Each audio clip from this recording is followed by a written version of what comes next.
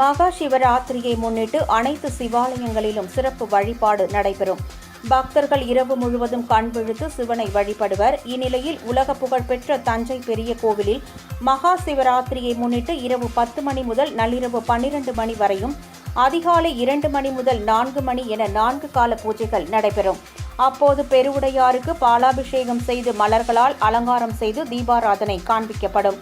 மகா சிவராத்திரியை முன்னிட்டு பெருவுடையாரை காலை முதலே பக்தர்கள் நீண்ட வரிசையில் காத்திருந்து வழிபட்டு செல்கின்றனர். பக்தர்கள் அதிக அளவில் திரண்டுள்ளதால் கோவிலில் 3 அடுக்கு போலீஸ் பாதுகாப்பு போடப்பட்டுள்ளது.